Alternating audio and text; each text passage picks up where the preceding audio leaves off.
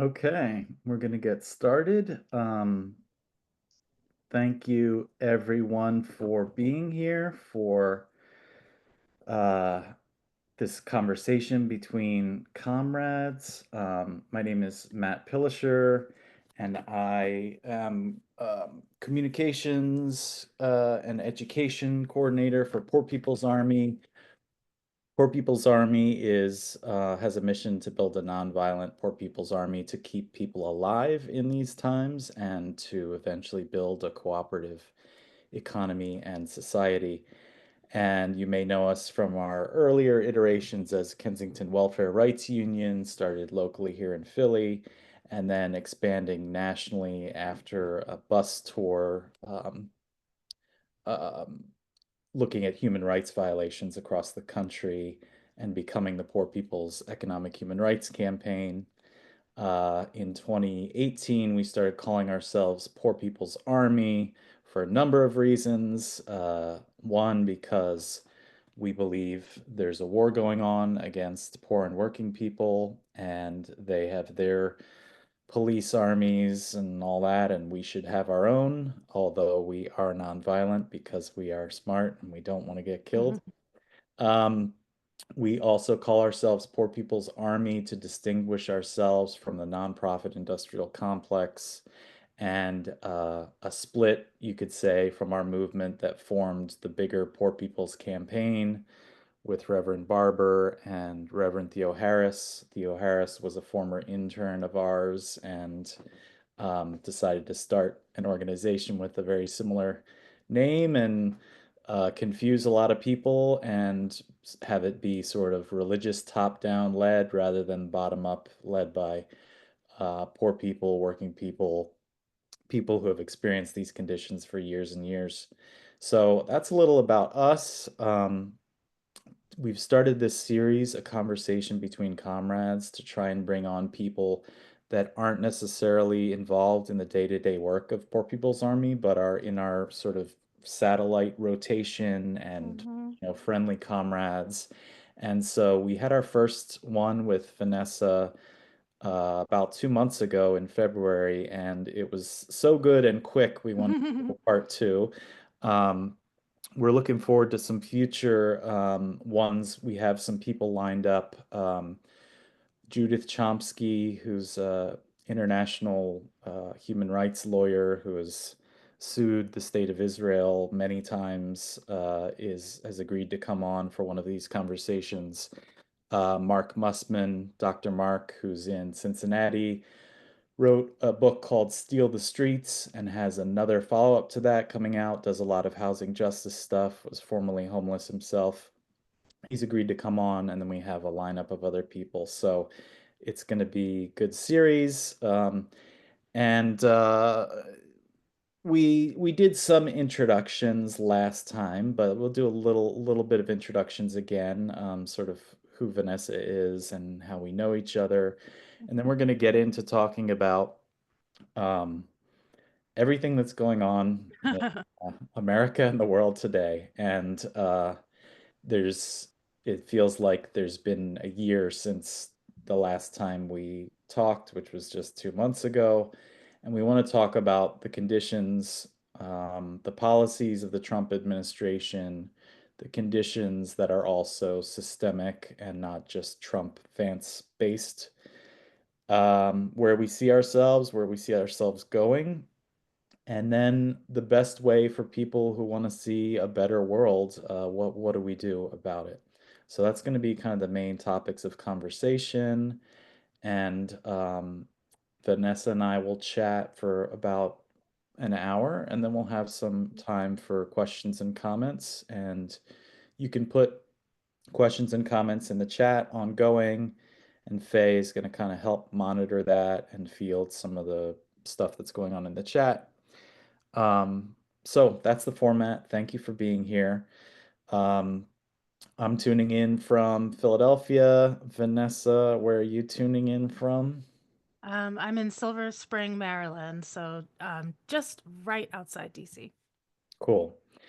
And I've known you about 25 years, I guess, from organizing in Philly, and then what were you doing when we first met? Were you in school? Yeah, so I had a year, a sort of fellowship research year, and I'm from Philly originally, as you know, and so Hmm. I used that time to spend a year in Philly, and I was doing socialist organizing, and that's how we met. Yeah, Hmm.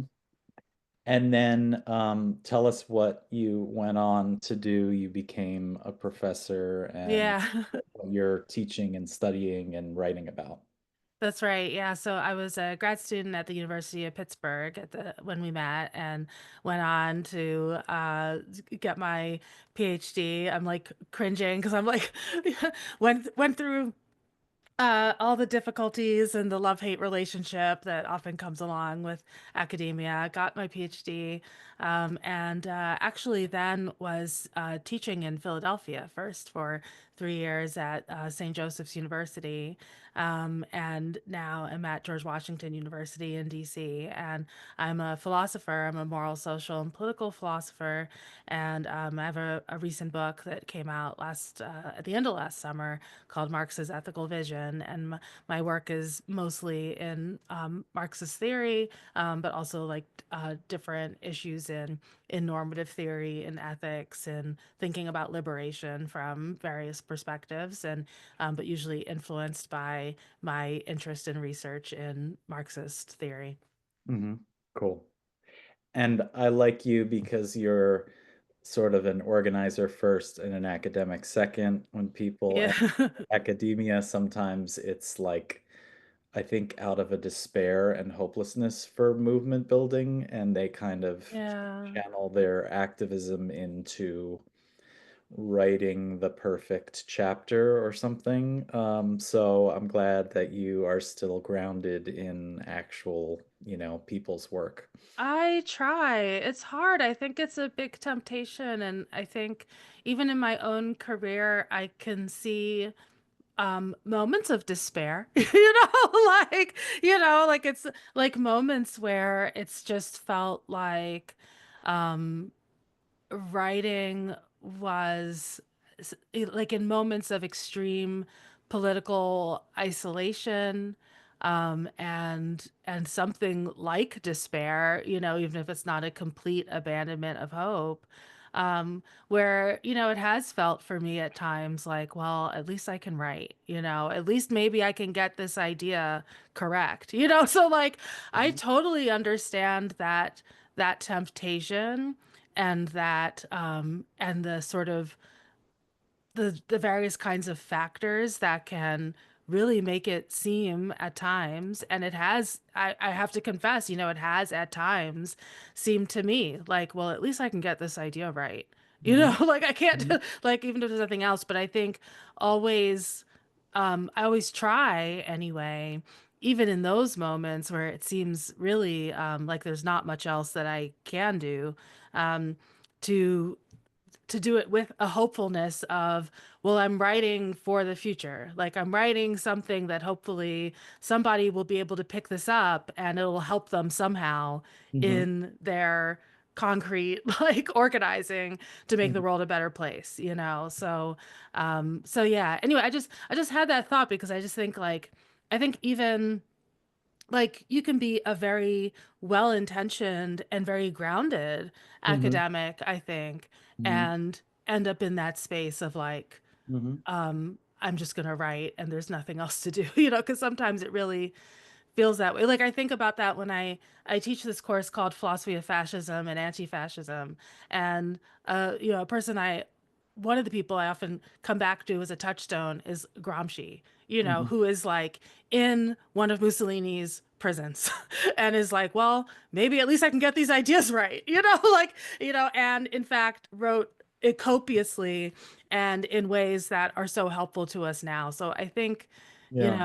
even those moments of despair or what can feel like a kind of feeling of like separation from sort of Mhm. practical grassroots on the ground organizing. Mhm. I can understand being in that space and have at times like been in that space, but that's what I try to always like have that, even if it seems unreasonable, there's that kind of hope that I'm writing something with the purpose of creating tools that maybe can be used in the future, if not now. Yeah. Absolutely. Well, you mentioned the course fascism and anti-fascism, so why don't we get into it? But first, I don't know if you can start with a little bit. What are like sort of the topics you go through in that course, and then maybe we can translate some of that to what's going on today. Yeah, it's interesting. I start the first thing we read in that course. I've taught it I think 3 times, and I'm going to be teaching it again next spring, which will be I was going to say it'll be a lot of fun. It will be fun. It will also be depressing and infuriating. Ah, um, Enervating, like all of those things as well. Um, but I start, or have started in the past with an excerpt of an address that Toni Morrison made on the Howard University campus, and she's talking about fascism, and she is she's making the point that we are mistaken if we think too narrowly about what fascism is or what it can look like. And she's describing all of the different ways that it could appear in forms that we may not recognize at first, but that has the effect of removing our agency, of enslaving us, of destroying the sort of fabric of human sociality, right? Of bringing us to accept and justify horrors and crimes, and I find it's a passage that I really like starting the course with, because we can kind of just go around in a group, and it's very it's written in a very sort of well organized, like small sections, and so it's a great kind of first discussion, because everybody can I can say, like, you, like, tell us what this paragraph means, like, tell us what this paragraph means. And it's such a simple exercise, but the text itself is so evocative and rich that it gets us thinking creatively from the get-go. And then one of the major questions in the class is like, okay, so we have this class that is about fascism. What is that exactly? And so that becomes a kind of major theme throughout the semester. We read um, we read this article by historian. I want to say William. His last name is Allardyce, and I think the first name's William. I'm sorry, I'm blanking. mhm, About what fascism isn't. I think that's usually the second thing we mhm, read, and it's just getting the students into the habit of thinking historiographically, right? Thinking about these kind of questions about how do we write history, and what kinds of concepts do we develop in order to make sense of history, and in what sense can we say that what occurred in Nazi Germany in the middle part of the 20th century, is it sui generis, right? Is it like something that's just like there's one example of it, like it's just like totally unique and particular, or is it an instance of a broader type that we see other examples of throughout history? And will we see that again? Are we seeing that again, maybe, right? mhm, So, and then like, it's I we read we read a number of the sort of usual suspects. We read, like I said, Gramsci, we read Hannah Arendt, we actually read Lenin, who of course like precedes, the sort of emergence of Nazi Germany and so on, but is talking about these anti-democratic tendencies in capitalism and imperialist tendencies in capitalism that I think are really helpful in explaining what was going on with fascism in Germany and Italy. Mhm. And we read some contemporary, uh, we read Jason Stanley's like How Fascism Works. We read about Antifa and the far right in the current moment, and try to bring it to a point that's fairly contemporary.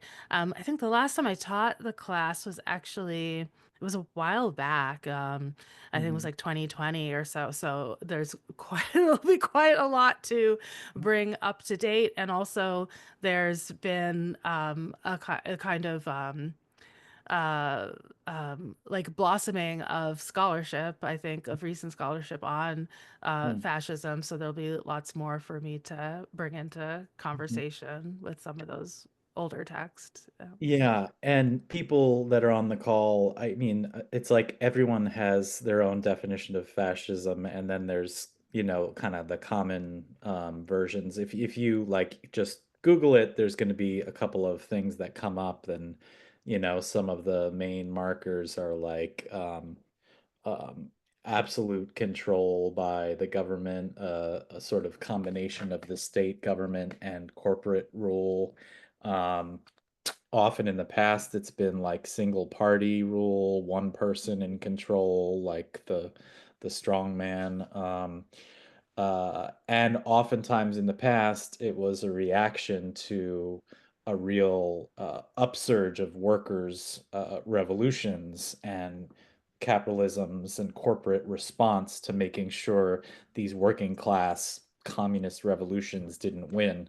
Mhm. Um, and uh, so thanks for the overview of all that stuff in Mhm. the course. That sounds really good. And yeah, there's new opportunities to think about it. And I know Yeah. on the left, people are arguing about it every day online, Mhm. on the social media platforms. One thing, um, well, I think we can talk about some of what we're seeing today and the changes that are clearly anti-democratic, clearly a change or a leap from where we've been in the past. And I Mhm. think you and I would agree that um, history has been moving in one direction towards fascism, with the Democrats and the Republicans building policies that are leading us here, um, but also that Trump is making some big leaps in new ways. Um, and I also want to just bring up that our the Poor People's Army interpretation and study of fascism is today that we are seeing fascism taking hold, but it's a new kind of fascism, not quite the same as the dictatorships of, what we think in World War II in Europe and Japan, and that history more than ever is moving us to a direction of either the corporate rulers have to implement fascism to preserve private property, or, the people take over and survive and get what they need for the basic necessities of life. And that's similar to, I think, past um, analysis of fascism, but what we bring to it and what we've learned from other people who have studied the changes in the economy with laborless production and automation, and basically, in the last 50 years, the boom of sectors of the economy where, you know, previous to this, it was um, I can't remember what it's called, not labor replacing, labor assisted, devices and technology. And new jobs were created in other sectors when people were automated out of work. Now we're seeing a new kind of automation with electronics and computers and robotic arms. And then it's not even limited to that. It's gene hacking, it's biology, it's all this stuff. These advances in technology where we're at the point where almost every sector of jobs is being automated and taken out of human hands, and the ability of computers and robots and other technologies to do the work. Now that in and of itself is fine. It's just the problem is we all rely on selling our labor to get Right. money to survive, and that's where we're at. So we think a lot of the chaos that's being caused and a lot of the social degeneration, the closing of schools, the targeting of the Department of Ed, the Department of Health, it's like the ruling class sees where this is going, and they know that there's going to be a point where we're not needed as people, as workers. And more than that, they're scared of us seeing it and understanding that if we just get together, and now it's like it's not just the fringes or minorities that are really experiencing the awful economics, but now the white working class, the white middle class that has traditionally been bought off and propped up capitalism, they're experiencing um, job loss, automation, homelessness, and so I I do think, as always, they see our power more than we do, and Mhm. if we have unity and maybe we have the material basis for building our class unity in a way we haven't before, um, their, false ideologies of white supremacism, sexism, everything you can think of to divide us is still really strong. And at the same time, people's material experiences are going to be more and more that of getting deeper and deeper into poverty and the deeper and deeper polarization between the extreme wealthy and the extreme poor. Mhm. And with that, the destruction of any kind of social institutions that keeps us alive, that keeps us educated, that keeps us functioning. And so that's where we see things going, and that a new fascism is happening to preserve that power and that private property as they see capitalism as we know it coming to an end, as the traditional, like, buying and selling on a market was a big part of capitalism. And then if people don't have jobs to get money to buy on the market, that's not capitalism anymore. But are they just going to let us transition into some utopia where we can use all this stuff that is being created, these 3D printed houses, these 3D printed livers, these, amazing technologies? The people need to control it. So, it's, I guess, a similar to some Marxist analysis in terms of the people taking power and taking the means of production, but we're seeing the working class turning into a class that is useless, no longer needed for exploiting. And that really creates the conditions for the speed up of fascism. So I just wanted to get that out there. You can respond to any of that, but also maybe we can get into talking about what are we seeing in the last 3 months of Mhm. rapid fire policy changes and actual changes to the state in a way I think we haven't seen. So what's on your mind? What are Yeah. you seeing? What are you people talking about? Yeah, it's interesting. I mean, one of the things that I find tiresome about some of these sort of like fascism debates that we see in social media on the left, and is that it's not always very well articulated what the question being debated really is. Mm, And I find that often I see people having a debate about fascism as a technical concept, as a scientific categorization. Um, and I think that when we think about it in that way, in that sort of rarefied, as I say, like philosophy of history, conceptual debate, then I think, sure, like there are real questions to ask about whether this is technically fascism or just some sort of sparkling right-wing authoritarianism or whatever. But I think it's so important when folks are having the debate in that way and saying, no, this isn't fascism, it has nothing to do with fascism, and it's not headed towards fascism. I wish folks would make it clearer that they might hold that same position even if we are all being marched off into camps.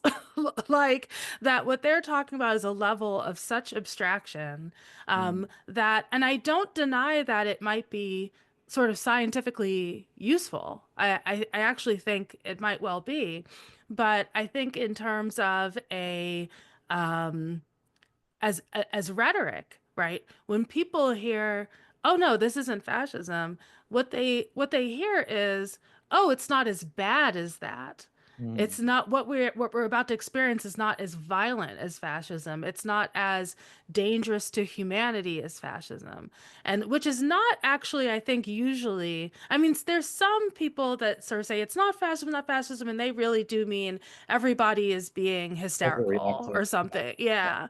Yeah. And I think those folks are just like not interesting or serious. Yeah. But I think like, the people that say, well, it's not fascism because technically it's this or that. I think, yeah, I actually think that is an interesting question, but it's not the one that most people are asking when they're trying to think about the sort of level of badness of what it is that we're confronting. And one of the thinkers about fascism that I find really useful, and who I also is on that syllabus for my philosophy of fascism and anti-fascism class, is a member of the a form a member of the Communist Party in the middle part of the century, Claude Lightfoot, who wrote a book called Racism and Human Survival. And one of the arguments he makes there is that fascism is a tool. Fascism is a technique. Like the particular expression that attempt at absolute capitalist domination over working people, that took a particular historical form, but it's not as though fascism itself is the principal aim of capitalists. The principal aim of capitalists is to make profit. And so if there's some other way to do it Mhm. that for whatever abstract technical reasons we do want to say, well, this is not quite the same thing as that. We Mhm. still want to understand it as as an expression of a broader tendency, which is the inherently anti-human and anti-democratic tendency of capitalism, Mhm. period.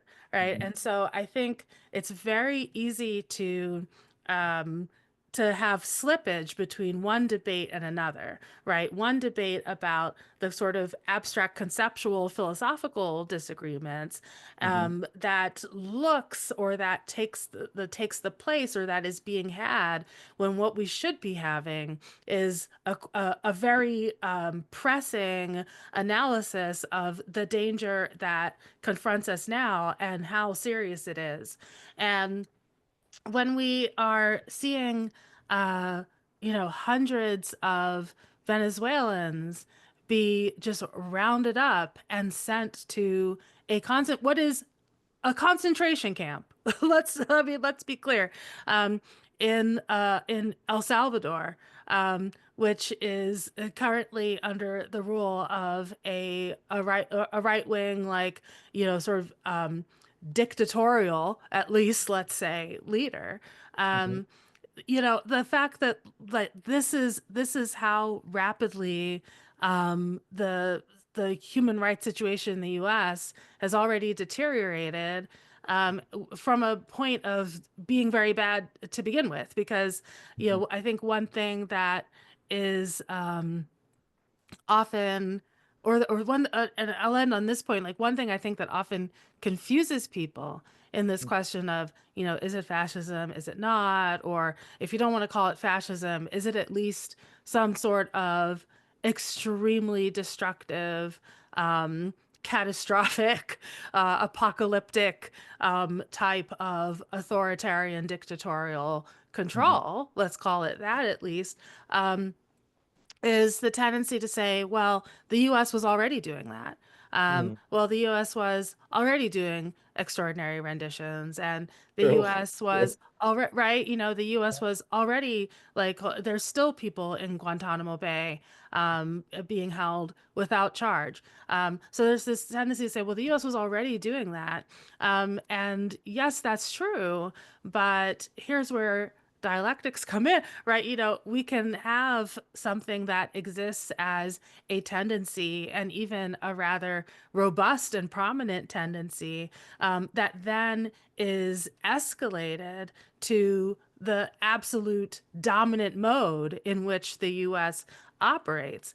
And it is an escalation, and it is a quantitative escalation that makes a qualitative difference when you have the government just saying like, well, they had tattoos, just like openly, like, well, we just didn't like their tattoos, so off they go. Or, yeah, we know this person is innocent, but no, we're not bringing them back. And that is when we're seeing all of these uh people with visas and green cards, and we see the kinds of authoritarian practices that were previously reserved for so-called, well, not so-called, for the people who are undocumented, right? And now that is the dominant mode in which all immigrants are treated. And if we have the White House saying we increasingly want to make this how citizens are treated as well. I just think that it is there's a line to thread, right? A kind of needle to thread of, Mhm. yeah, on the one hand, we don't want to say Trump is so exceptional and such a departure from how the Mhm. US has operated, because Trump is made possible by the way the US has already operated. But at the Yeah. same time, we are unnecessarily sort of blindfolding ourselves if we don't Mhm. acknowledge that this Mhm. is something Mhm. demonstrably different, Mhm. yeah, than what we had before. Yeah, it's interesting. It's that I find myself using that term Lenin called bending the stick. Like, depending on Yeah. who I'm talking to, I have to stress that this is really another step on the staircase that came about because of, the buildup of concentration camps on our borders Mhm. funded by Biden, the kids in cages with Obama, the extraordinary amount of deportees. Trump's pissed because he hasn't been able to deport as many people in some cases because they can't get everyone they want to. They're clearly locking off the border, but internally, they're not able to grab as many people as they'd like. So anyway, sort of bending the stick that way, and then the next person saying like, yeah, well, it's really just the same as Biden's, just another face, and being like, Mhm. no, this is like a qualitatively new jump, and like, so I do think we kind of have Mhm. to have both those things, and it's an interesting balance to have. Yeah, and I think it also points to the interconnection among various struggles, which is, when I first learned about Marxism, like that was the thing that really stood out to me and helped me to make sense of the world in a way that had eluded me previously, thinking about the ways that these various struggles are connected. Because here we're talking about an escalation that is largely ostensibly justified by the U.S. government's interest in continuing the genocide in Gaza. So we have right away this kind of organic connection between the U.S. foreign policy in Palestine, which is a genocidal foreign policy, and the longstanding issue of immigration and the border, right? And seeing these things as connected, but Mhm. also I've been thinking more and more lately about the interconnections between mass incarceration, which you know a lot about, like between mass incarceration and the issue here, and just thinking about like how much more difficult it would be for Trump to do these things if if the demand to defund the police and to dismantle the institution of mass incarceration had been able to make like real practical headway in terms of um, pressing those demands and having them be effective, and instead the sort of the way that Biden's and the Democratic Party in general, but the way that his campaign and sort of took the wind out of the sails, right, of the idea of defunding the police and um, and uh, and turned it into, well, fund the police, let's Mhm. build up all of these infrastructures, let's give them more weaponry and more money, and let's expand their powers, Mhm. and which of course could, I mean, this is the kind of thing that like makes me like infuriated, because it's like that can only have one result, and then when you point that out, you're called like a weird determinist, like you sound like a determinist, don't you understand anything can happen? I no, I don't think just anything can happen once Mhm. you destroy, once you like do everything in your power to dismantle a movement calling for more accountability for the police, for taking the resources that are wildly and obscenely disproportionately set aside for policing and imprisonment, and to move some of that into socials, or move all of it, hopefully, into social services, and then dismantle that, Mhm. and then uh, increase funding for police. Um, I don't think that can have just any result. I think the obvious result of that is a stronger police state, with less of an ability of working people to defend themselves against it, which is setting the stage for fascism, which is setting the stage for exactly the kind of militaristic, authoritarian, violent control that we have now. So it's like you can call me like some sort of like weird, like, class reductionist, deterministic, fatal. I think that can have one result, which is what we're seeing. And so, we and so, yeah, like so that's like one of the ways in which the struggle about around mass incarceration, around Black liberation, is Mhm. intrinsically connected Mhm. to this question that is facing all of us now. Mhm. Mhm. So now,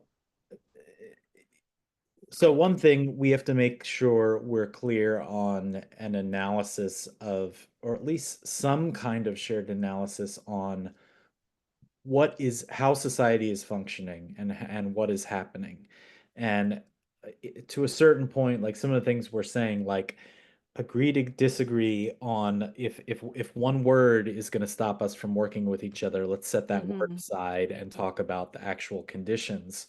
So we need to understand the conditions to be able to develop a strategy for either fighting it, defending ourselves, or thinking towards the future we actually want. And so one of the things, let me just talk a little bit about sort of how we in Poor People's Army are approaching this era, and then I want to pick your brain about how we connect with people and how we build movements and all that.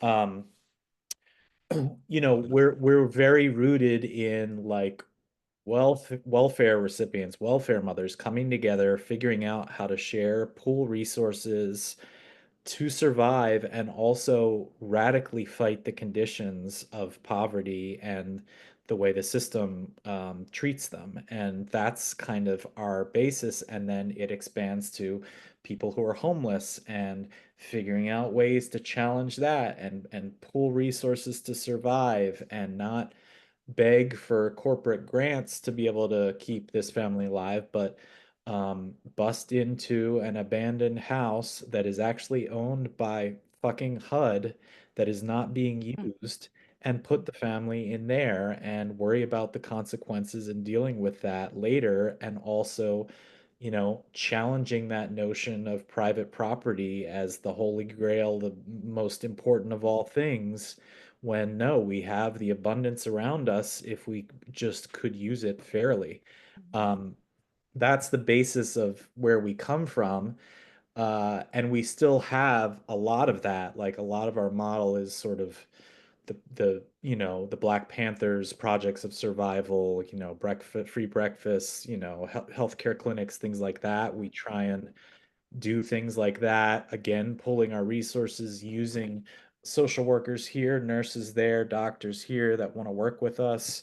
And at the same time, we're really ramping up education and propaganda and analysis of what is going on, because it's a little bit of that like frog in a pot with the water getting hotter and hotter. And sort of like you said, like the US was already horribly bad when we were Right. a functional democracy, And according that's a to, technical term. yeah, Like truly, like horribly bad. horribly Yes. bad. Yes. Yeah, and so analyzing it, get and also, translating these conversations to the people that we're meeting that are homeless, that maybe don't all have the same level of Mhm. education that like typical leftist circles may have, and really finding a way to explain very complex ideas and analysis to a way that like makes sense to what people's lives are and what they're living.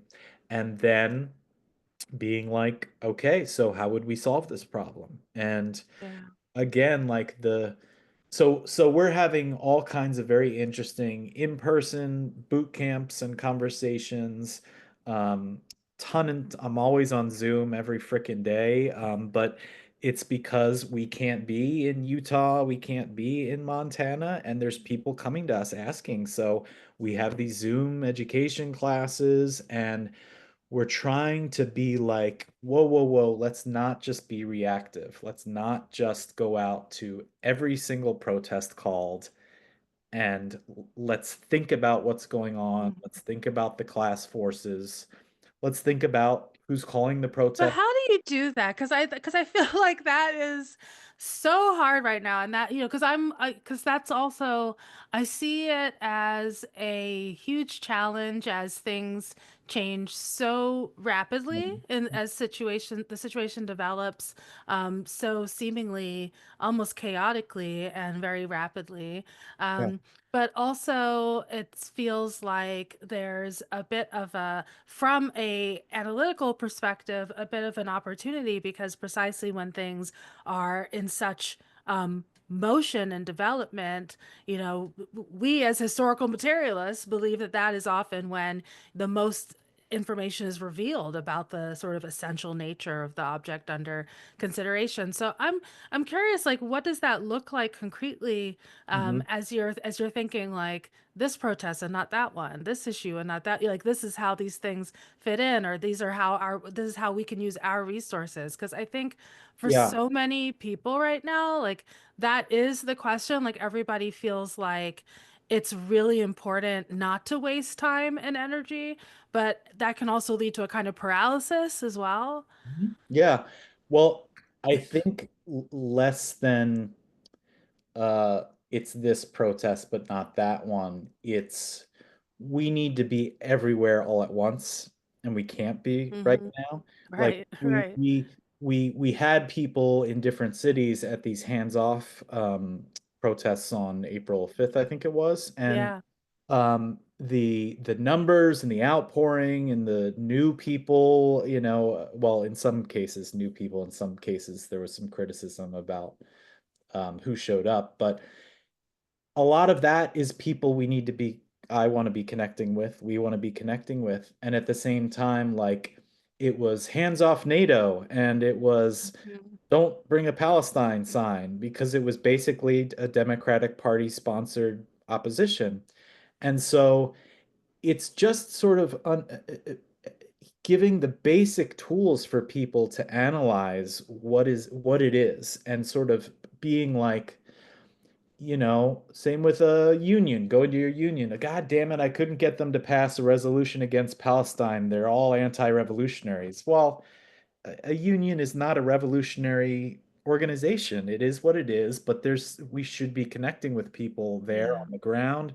So I guess we want people to keep doing what they're doing. They're involved with communities, but creating the space to come together and talk through the analysis of this stuff and Hmm. give people, and we're still figuring it out too, give people the basic tools to think about, well, who does this benefit, why, and how can we connect with the people that are there and establish relationships? Because I think at this time it's like we have to build relationships basically with anyone who has half an ear open to listen. And it's going to be a process of working with people and coming to some shared analysis. And so, but we are so small, Hmm. as every kind of radical revolutionary group is, we're kind of being like, stuff is speeding up so fast. We need to develop people that we have around us first to have a networking effect. And Yeah. so we're kind of in that process of like building what people call cadre, people with just a real sharp analysis, the basic ways to kind of think about all these class forces and where society is going. And then hopefully continuing like you don't have to be a member of Poor People's Army. It's like stick with us and just let's talk. Let's keep in touch because we really need to keep coming together to investigate, analyze, and think through what the best things are and make a lot of mistakes. So I don't think I'm saying anything new to you that you No, but I think know. that all is so important to sort of spell out, Yeah. and think through and think through explicitly and to say explicitly. And, and especially I mean, the thing that keeps me up at night is exactly this issue you've raised, that the left is fairly small and fairly, I mean, there's been so much very successful work done to demobilize and disorient the left and to discredit left proposals and left politics. Like when I just think of the effectiveness of the discrediting of the demand to abolish the police or even to defund the police, and then the downstream effects that has had, as opposed to like you can, who knows, like these what if questions. Of course, Yeah. I'm merely speculating, right? Yeah. But when we think about like what if, like that movement had been able to continue building Mhm. and be present in the same way, in a sort of robust way now, Mhm. to say like, hey, here's the connections, and and I also don't mean to, I don't in any way want to dismiss the work of longstanding Mhm. organizers for police and prison abolition. I'm just saying, like, I think it's reasonable to say that that is a demand that does not have the kind of uh, uh, um, airspace and audience and ability to project that it did just 5 years ago. Of course, in the context of of a mass movement and mass protests, Mhm. and that's the kind of possibility that slips through our fingers because we're just not organized or large enough to be able to sustain the kind of mass projection of those politics. And so outside of these moments of major and somewhat spontaneous upheaval, they recede completely and are taken completely off of the table of mass mainstream discussion. And the reason I say this is the sort of thing that keeps me up at night is we have so much remedial work to do in terms of organizing and, as you say, building leadership, building confidence. Mhm. And we're in a moment where, I mean, like, so compare this moment to the position that the left was in Germany in the 19 teens and early 1920s. Um, you know, I think like any historian of the period will say, oh, well, one of the big problems here was that the left was just extremely disorganized and weak. And they were much better positioned than And we they were are. huge. They were huge. Yeah, like Yeah. they really like put us to shame, you know? Yeah. So it's terrifying, and time is of the essence. Like it's not on our side. Mhm. Yeah. Well, I think a lot of us would say a big difference is and I'm trying not to say it like just using terminology or rhetoric, but like in the past, back then, 100 years ago, it was like you had to convince people of the ideology of socialism or communism or workers' power. And society continued to function whether or not that ideology won out. Now we think society is not going to continue to function without people figuring out the people themselves need to own the means of production. And so rather, of course, there's a subjective ideological component, but the objective conditions that more and more people face is more Great Mhm, Depression era that will not recover. It will just become mhm, greater and greater depression. And mhm. so we think when people experience new conditions, they are willing to act in new ways and new thoughts take root. And so I think that is our hope. That is our Mhm. singular hope is that It's all, people yeah.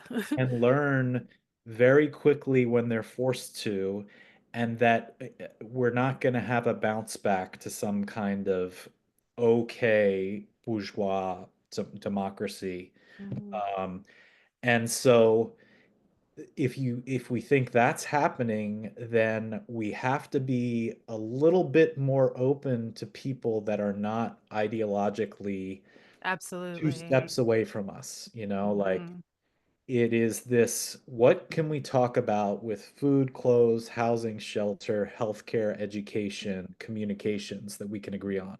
mhm, Can we mhm. start there? And everybody's got an issue with one of those things, and more Yeah. and more and more people.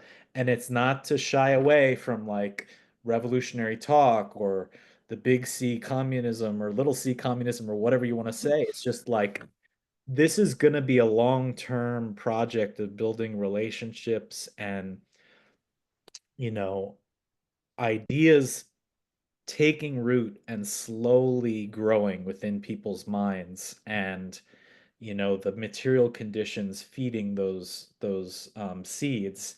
And so we are really trying to position ourselves in a way where we're not just talking in left bubbles, and we're really trying to look at different people in motion against what's going on, even if they don't identify as like red shirt communist organizations Right. or like, you know, just immigrants' rights groups or this or that.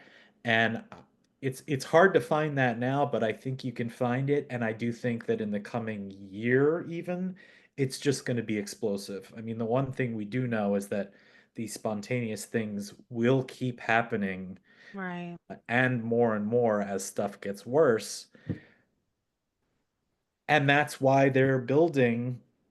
Mhm. along, the border and 100 miles into the border. That's why they're moving Navy ships to the Gulf Mhm. of America. Um, Not just for the immigrants, like for people like us too. And Mhm. so there it's just this interesting. Somebody said, I think it was Don who's on the call, if you step back objectively, these times are very fascinating, right? Because Right, right. they are racing to build up what I'll call fascism as fast as possible because they see that the material conditions are just sowing the seeds of potential unity Mhm. in a way that has not been possible for a long time. Mhm. That's Mhm. my hope. That's my Mhm. projection of hope out there. Mhm. Even with a teeny disorganized left, it Mhm. doesn't matter. Mhm. There's still strength in numbers if we can Hmm. organize, You need to be in a organized. way that, Yeah. yeah. Yeah. Yeah. Yeah. Um, so why don't we can keep talking and But keep I see, yeah, there's some movement in the chat and yeah. I maybe want to people have invite questions and wanna, yeah. yeah, Khadijah or Nick or anyone else, if you want to come on and just read your um, chat, or expand on it, let us know. We're gonna pause and give you a second to join in. You can just unmute yourself, raise your hand, and anyone else, if you want to react, you Right. can Yes. You need a charger? Yes. Okay. go ahead, Khadijah. Hey, Hey. I don't know if my phone is gonna die, so if it does, I'm holding my 2-year-old, so so it might go. Um I, Oh, Oh, jeez. All right. no. Well, that was That was anticlimactic. quick, yeah. She said, my union passed a resolution on Gaza, Israel. Very proud of Rutgers AAUP. Yeah. Isn't that where Sherry Wolf That's that's organizes? fantastic. Yeah. Yeah. It's Yeah. amazing. Um, Gage asks, what does being organized look like in your mind, Vanessa? It's a tough one. I mean, I think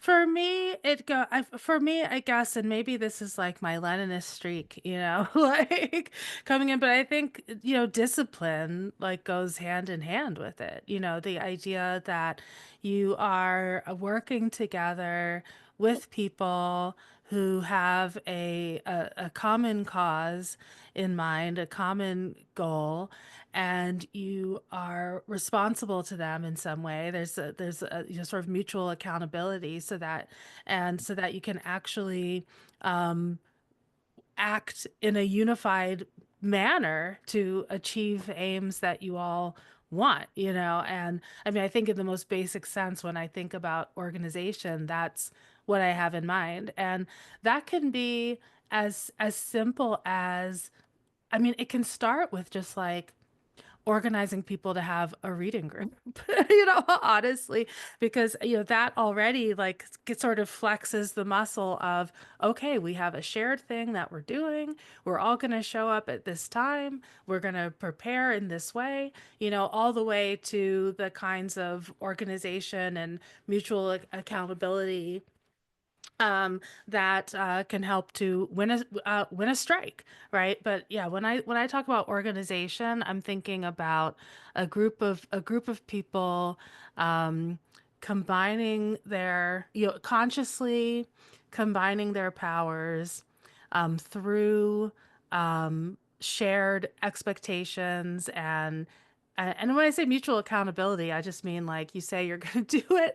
And if you want to be thought of as a person, and we all struggle with this. I'm busy, like things are going on, but I think like that is what we want is to be accountable in a way where, you say you're going to do the thing and you're thought of as, as a person or a group or, that does the thing and that is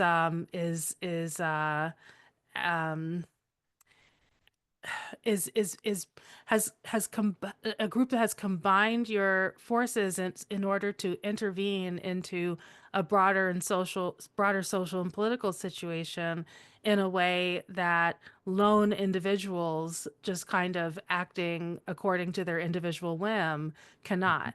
Um, Mhm. so in the Mhm. most basic sense, that's what I think of as Mhm. being organized. And Mhm. I'm gonna see, I see Khadijah just signed back in. So glad you came back. When I'll give you a second to get situated. And Nick, do you wanna your hand is up. Yeah, I was just gonna kind of comment on what I put in the chat, and then also Vanessa just said some spark something in what you just said. Um, like that getting organized. It's like I feel in the past few years, well, specifically COVID, like a lot of people did get organized for like just general support for each other. Like even the block I was living on at the time, like a bunch of middle class liberals in West Philly were like, let's start a group chat and figure out how, like, if someone needs help, like, hey, I've got toilet paper, I can bring it over real quick, or and things like that, which I think is super inspiring. And I think a lot of that did fall apart, but I think it taught us something. And then now we're seeing like this call for like, let's get organized. um and which also I think is, for everything both of you have said, is super important. And then I think we just need to ask ourselves the question, like, what are we organizing for? And I know what the Poor People's Army is organizing for. We're keeping people alive and long-term vision of a cooperative society. um, but I don't know, I'm just curious of both of your thoughts of like that question, what are we organizing for? yeah, I mean, I don't think I have I mean, on the one hand, I think we should organize for human survival and, workers' emancipation. So it's like, but aside from those sort of very large scale, kind of aims, I don't think I have a sort of one size fits all answer. It could be something like, the example you gave, organizing on your block, or it could be organizing in your apartment building, like talking to your neighbors about issues you have with your landlord, right?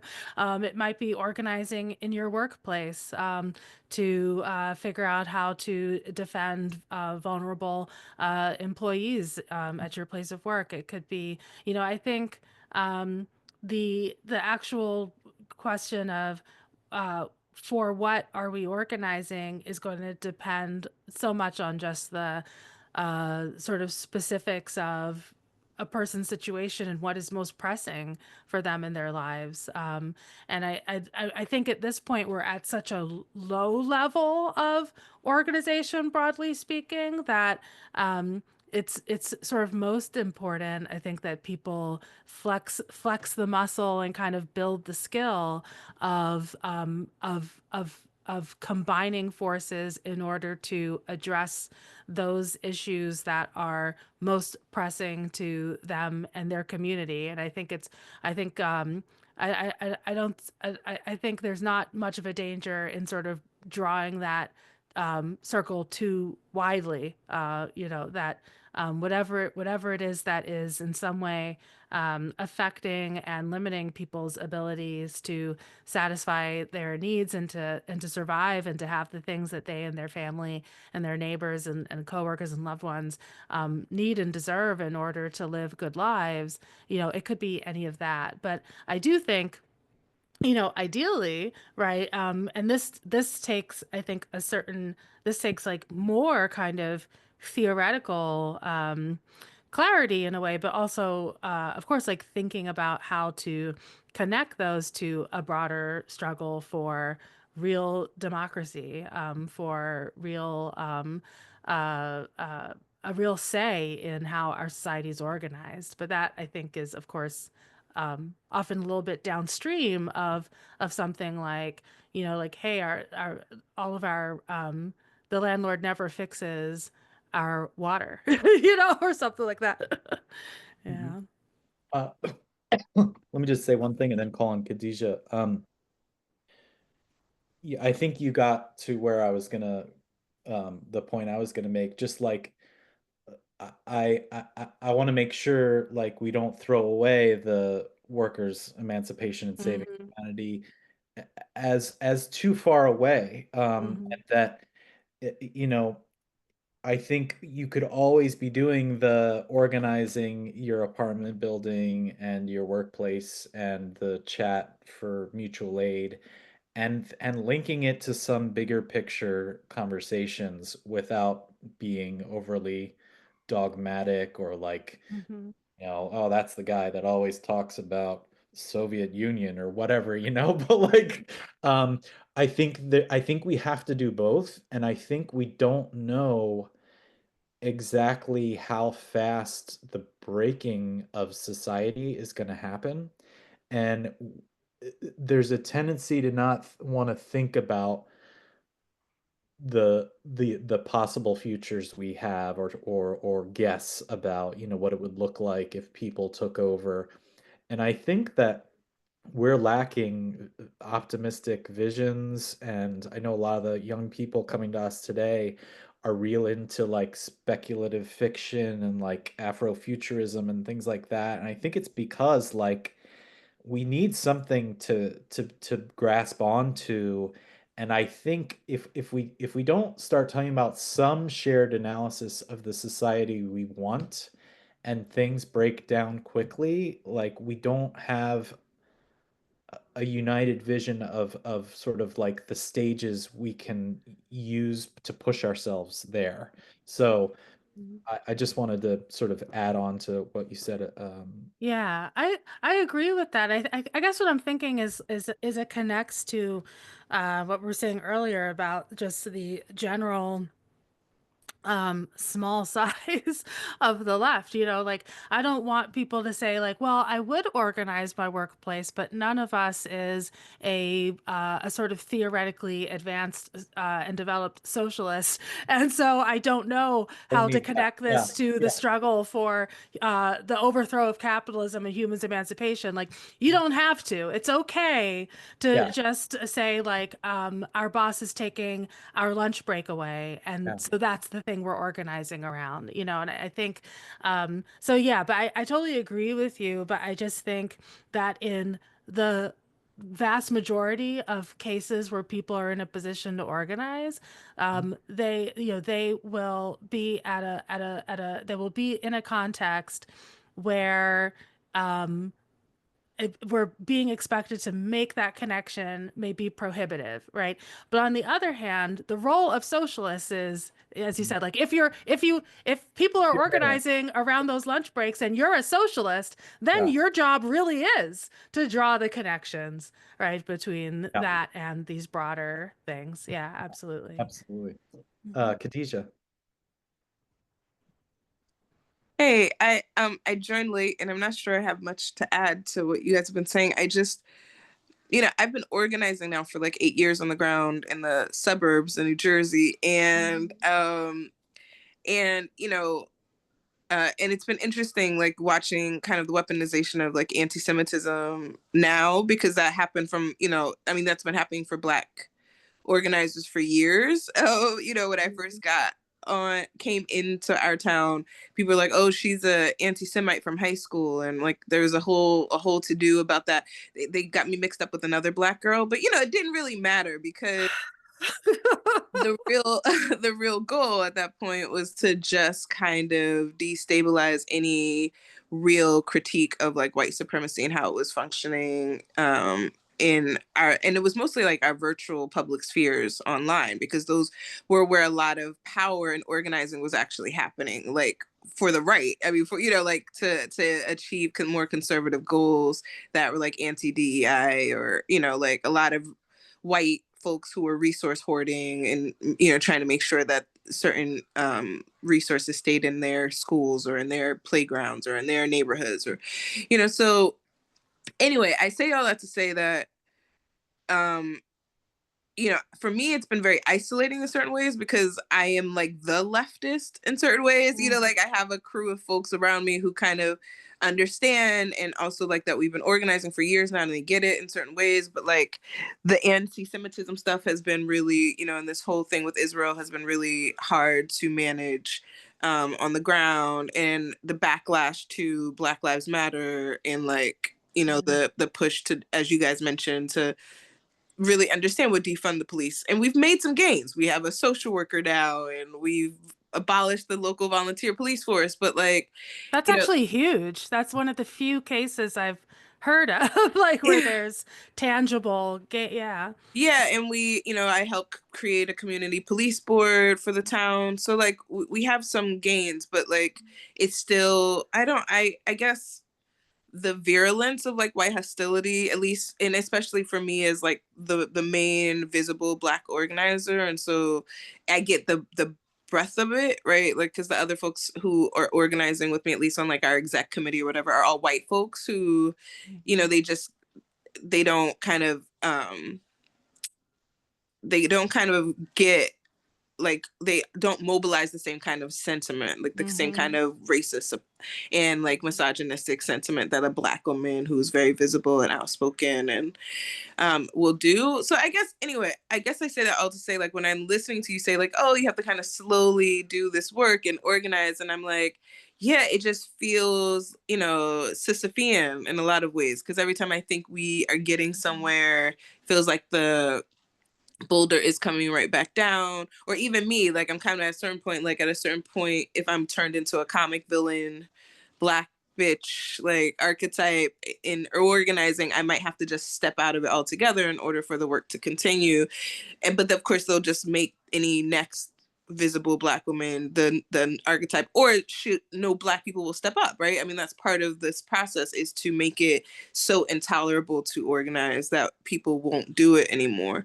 So anyway, I guess you guys having this conversation just makes me think of all those things about what the realities of organizing have been like for me, in like, and what that means in terms of trying to do, leftist organizing in the spaces that we're in. And do I understand correctly that like these are mostly like fairly affluent white people that It's are become more affluent since COVID too, right? As all of these people have moved out of Brooklyn more and more, and the cost of housing has gone up so dramatically that, basically every house is $1 million now. And that wasn't the case when I first moved in, or at least $500,000. It's like the cheapest house you probably get around here now is like $600,000. And so it's become more affluent and less Black. So that was part of the thing too. I went to high school here, and back then it was about 50-50. And I think the numbers are dramatically different now, especially post-COVID. So I think that's part of it too, is like, and I'm getting old. I mean, that's part of it too. Like, hey, tired. I'm tired, but old in terms of like, a lot of the energy becomes these young moms, like the younger moms who are moving in, or these, these younger people who are moving into the neighborhood, and like me kind of becoming part of the middle age organizing crew. So, I think there's all of these dynamics, but you're just making me think of the, what it means to try to slowly organize, and also what it means to manage the backlashes as you're organizing at the same time. And obviously in the traditions that you mentioned, like Black Panthers and all those other folks, like there were huge backlashes. Like, I say to myself all the time, like, well, I'm like not hanging from a tree, or like, like, I mean, that, Ida B. Wells had to leave her state. So like there were, the people who really did get national influence also got like, obviously targeted in national ways that threatened their ability to live. So anyway, you just are making me think about all that. Thank you. Yeah. I thought that was great. I feel like you contributed a lot with that, like, and yeah, I mean, the reason I had that question about the sort of economic background is I've heard, like, I had a conversation sort of recently with a friend of mine who lives in an affluent suburb outside of Philly, and who had like a sort of similar description, like, no, these people, they understand exactly what Trump is about and they want it. And I think that really goes to um like it goes to something that I think follows in a certain way from the way I think about white supremacy, where I actually think that like white supremacy for most white people is a scam, does like actually like makes their lives worse in all sorts of ways. But what we're talking about in these populations of fairly affluent whites is that's not a scam for that. Like they know it, and they understand that it works in their favor. That every time I've had the experience, I think lots of us have, with the kind of gentrification you're talking about, like, like where sometimes it feels like I go back to the neighborhood where I grew up, and like some of the white people, not all of them, but some of them are like looking at me funny, and I'm just like, what are you talking like? And I describe it as and there's neighborhoods in DC like that too, like, and I describe it as like a certain type of upwardly mobile, white person who has bought their $1 million house, and they look at you and they see money coming out of their pocket.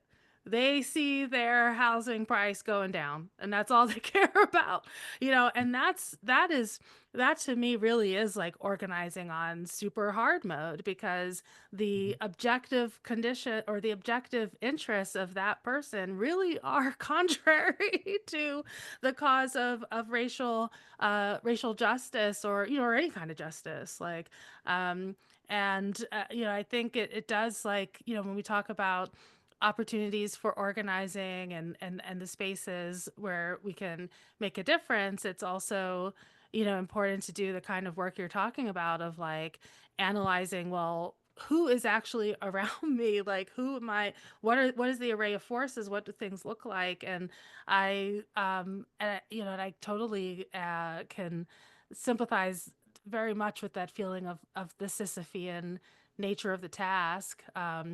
And I think it kind of becomes a feedback loop, because precisely, like, the way that one of the ways to sort of get out of that sense of like I'm just constantly rolling the same boulder uphill is these moments of huge spontaneous kind of outpourings of activism and rebellion, and people are hungry for new ideas, and they're out there in the streets, and they're talking, and they're meeting people. But then oftentimes the ability to properly respond to that moment and that kind of outpouring is hamstrung precisely by the fact that the left was small, disorganized, and it not in a position to really respond and to lead, in the way that is necessary to get out of that cul-de-sac of just rolling that little ball, like and anyway, I think that is I think that right now is maybe our biggest challenge, because Matt, I agree with you, like there will be like major explosions of rebellion. We already are seeing it. There's already protests going on constantly. And and as I've been saying, like it's cold out. And so like, like as that changes and people are outside, and um I think we are going to see explosions, but then the question is metaphorical explosions, but then the question is, how do we respond to it, and I think things like what you're doing, like with this series, is already like a good way to lay the groundwork Mhm. for the kinds of conversations and information sharing. But Mhm. yeah, no, I think Yeah, yeah. Mhm. I think, Khadijah, thanks for sharing all that. And I think it's, I mean, the best part of all these Zoom conversations we've had is when people sort of share the conditions they're facing, whether they're organizing or not, but especially if they're trying to organize and they have some kind of shared analysis and thinking about, uh, how do we prevail under certain conditions, and when is it time to be more outward and vocal in certain communities, and when is it time to retreat back to our inner circles and sort of build ourselves up and think of, okay, I'm part of a national network or I'm part of a regional network and fuck my neighborhood for now. I need a break or whatever, you know? Um, and I also just wanted to put back out there that we are society is just going to keep going downhill in terms of the wealth polarization. Doesn't feel like it could get any worse. It's going to get much worse. And Yeah. the crumbling of social institutions. And I the last statistic I saw, I think from the end of last year, was like 62 or 66% of Americans feel like they're living paycheck to paycheck. That's huge. And it was something like 20% of Americans making over 200,000 a year feel like they're living paycheck to paycheck. Now, their ideologies are all twisted and all kinds of fucked up, but it doesn't mean they're going to lose not going to lose their job and be foreclosed on and Mhm. lose their cars and be open to new kinds of thinking. So I just also want to think about uh it's so hard to not write certain people off because of how awful they can be, but there's all kinds of people that we may be able to establish new relationships with when Mhm. they've been thrown out by the system. And um it's going to take a lot of patience from our part. And I think it also, in terms of the racial dynamics, like you're talking about, I think that's why it's so important to be part of a multiracial or multi-generational organizing force in some way so that certain people can be leaned on in some situations and step back in other situations. And that's how we've historically operated and try to be smart about how people see you. Um, Khadijah, I see you unmuted. Did you? No, I think that I keep muting and unmuting. I don't know why. Yeah, Oh. I totally hear that. I think that's helpful, and I think maybe some of the isolation is me retreating into myself, but not actually like notifying the folks around me. Or, yeah, I feel like it's a weird. But I live in a place that is supposed to be progressive and liberal. People move here from Brooklyn because this is supposed to be like their version of Brooklyn in the suburbs. So, part of the organizing I've done is trying to call them in on, their stated progressive values as some of this happens. So, yeah, it's been interesting. But thank you for that.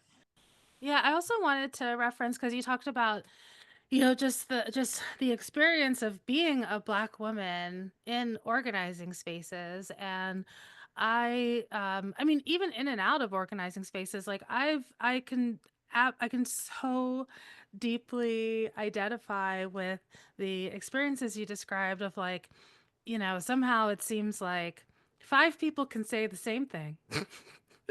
If the rest of them are white and then I say it, somehow I'm the person that it's like, well, that's the last straw. And now, like, I'm going to vent on you all of my spleen that's built up about, and I'm just like, well, they said it too. Like, why am I, but it's like, you're just, and I think, I think 9 times out of 10, people are not being, they don't even realize that's what they're doing, but like I recently had an exchange like this. This was in an online discussion space, and I recently had an exchange like this where it was exactly that. And the I actually said to the person, I was like, like 8 other people in this subthread like made this same point, and I actually made a much more modest version of the point. So how did you pass all these other people and you want me to account for, like, your discontent? And the person like immediately was just like, Oh, I don't know. I was just like they had no like explanation of like why somehow like my utterance was the one that just like was the last straw for them.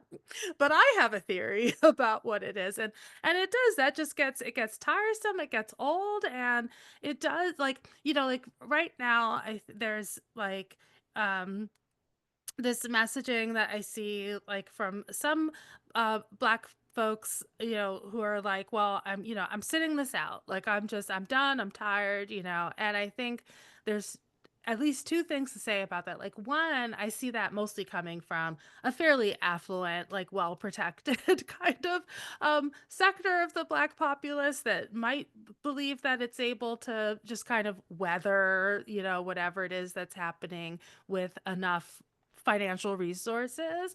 And I think they're wrong actually, but that's what they think. I think they just don't have a good understanding of like how bad inflation can get, that even if you have like a couple million in the bank, like I think in 5 years from now that's not going to save anybody actually.